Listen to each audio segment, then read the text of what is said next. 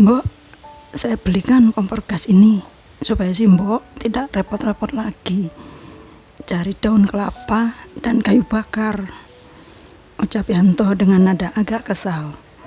Yanto, anak bungsu Warni, sudah hidup berkecukupan bersama istrinya.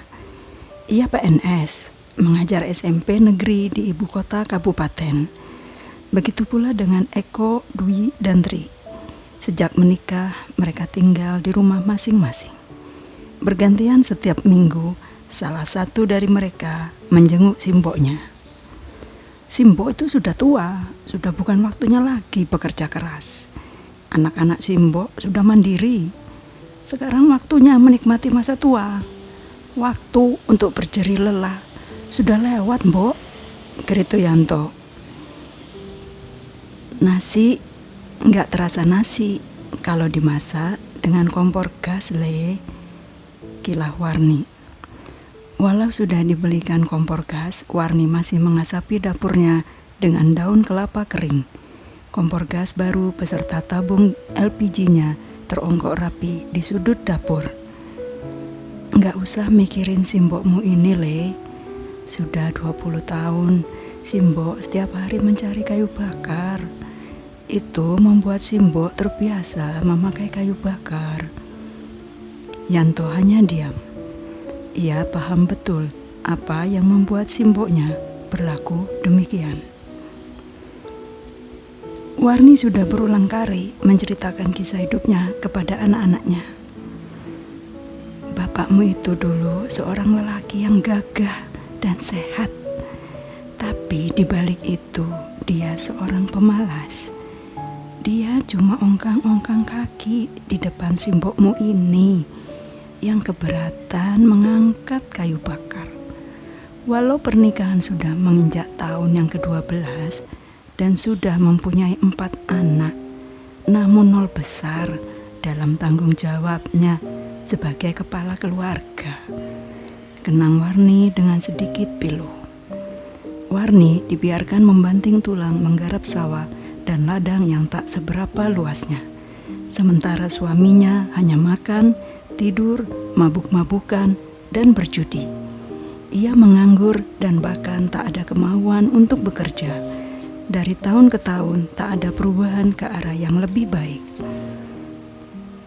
Sebaiknya Mas pergi, seru Warni dalam keputusasaannya menanggung beban keluarga dan penantian panjang untuk sebuah perubahan ke arah yang lebih baik. Keputusan meminta suaminya pergi merupakan puncak rasa malu karena suaminya terbukti mengajari anak sulungnya yang berusia 11 tahun mencuri uang di warung tetangga. Keputusan yang berat namun bijak demi menyelamatkan anak-anaknya. Pembelajaran untuk mencuri jelas-jelas merusak moral anak, ucap Warni lirih sambil menarik napas panjang lalu menghembuskannya. Menanggung 4 orang anak seorang diri sebagai petani memang bukan suatu pilihan hidup yang logis. Namun, pilihan ini jauh lebih baik daripada ditanggung bersama suami yang notabene justru menambah beban. Bukan hanya dari segi ekonomi, tetapi juga secara psikologis dan moral spiritual. 20 tahun terakhir, Warni tak pernah membeli minyak tanah untuk mengasapi dapur rumahnya. Warni menanak nasi dengan menyorongkan seikat daun kelapa kering ke dalam tungku. Setelah api menyala, lekas disorongkannya beberapa keping kayu bakar yang selalu tersedia di bawah lumbungnya. Setiap petang Warni memikul daun-daun kering dan kayu-kayu kering dari ladangnya. Dengan segenap tenaga yang tersisa, Warni juga menghijaukan pekarangan rumah dengan bermacam-macam sayuran, cabai, seledri, jahe, bawang, kunyit, kencur, lengkuas, hingga semua kebutuhannya untuk memasak tersedia hanya beberapa jengkal dari sudut dapurnya.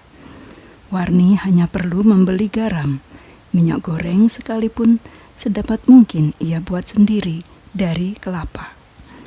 Bila semua kebutuhan memasak harus dibeli dengan penghasilannya sebagai petani padi yang tidak seberapa, tentu akan jauh dari memadai.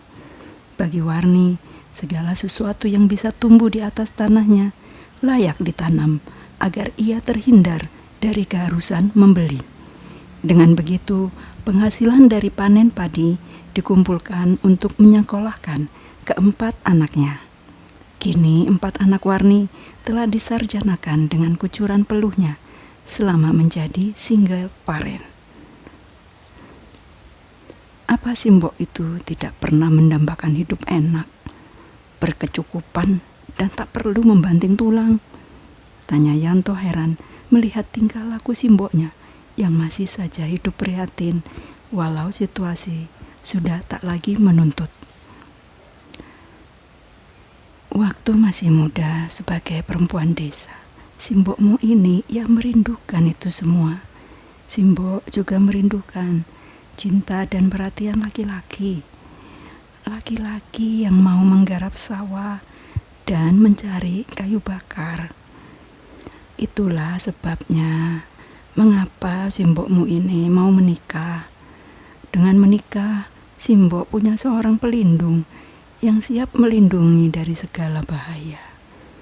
Simbok juga bermimpi untuk hidup dalam cinta, dimanja seperti ratu. Dengan menikah, Simbok punya teman dalam suka dan duka, untung dan malang.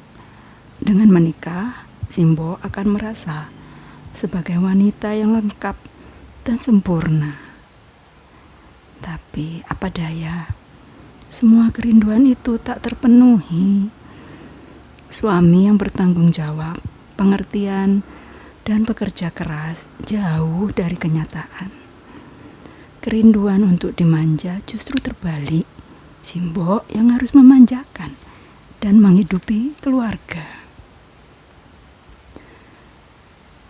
Apakah Simbok sudah tak cinta lagi dengan bapak sehingga mengusirnya pergi? Simbok tetap mencintainya, Le.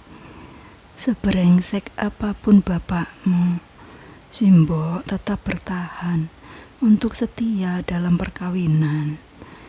Menyuruhnya pergi bukan karena Simbok mengusirnya dan hendak mengakhiri perjalanan hidup sebagai suami istri.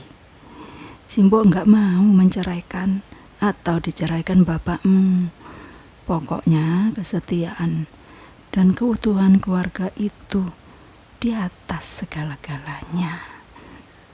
Simbok sadar janji yang diikrarkan di depan altar Tuhan bahwa apa yang dipersatukan Tuhan tidak boleh diceraikan oleh manusia. Simbok meminta bapakmu pergi untuk sejuta keyakinan bahwa bapakmu bisa berubah. Yanto hanya terdiam mendengar cerita Simboknya. Tiba-tiba handphonenya berdering dari Ambar, istrinya. Ya, sebentar lagi, jawab Yanto. Masih di rumah Simbok. Simbok sehat. Oh, bicara langsung sama Simbok ya. Yanto menyodorkan handphone ke Simbok. Lalu suara Simbok. Ambar, wah sehat Nduk. Puji Tuhan ini masih kuat ke ladang kok. Cucuku sehat. Oh, kamu masih di kantor. Kapan-kapan kesini ya sama dia. Wah, kapan-kapan lah Simbok ke rumahmu. Simbokmu ini masih belum selesai memupuk sawah. Apa kata Ambar, Mbok?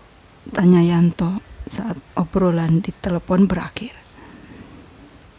Biasalah, jawab Warni. Tanya kesehatan Simbok. Ambar lagi sibuk ya, Le? Bang tempat Ambar kerja lagi tutup buku, Mbok. Jadi dia sering lembur. Oh gitu. Tapi kamu membantu urusan rumah tangga juga toh? Yanto tertegun sejenak. Tentu, Mbok. Syukurlah. Simbok cuma pesan Simbok tahu kehidupan di kota itu berat dan membuat kalian berdua harus bekerja. Tapi ingat, sebagai seorang suami, jangan biarkan istrimu bekerja sendirian. Jangan kamu biarkan istrimu meneteskan keringat tanpa kamu meneteskan darah untuk keluargamu. Jangan biarkan anak-anakmu terlantar. Jangan sampai mantu dan cucuku mengalami apa yang Simbok alami. Jangan sampai, Le. Yanto tertegun kembali. Kata-kata Simboknya mengingatkan pada peristiwa yang terjadi 2 hari lalu ketika ia dan Ambar terlibat adu mulut. Sepulang dari kantor, Ambar sebagai ibu rumah tangga harus memasak, membersihkan rumah, dan mengasuh anak. Ambar protes karena Yanto sehabis pulang kerja hanya tidur, tak mau ikut membantu.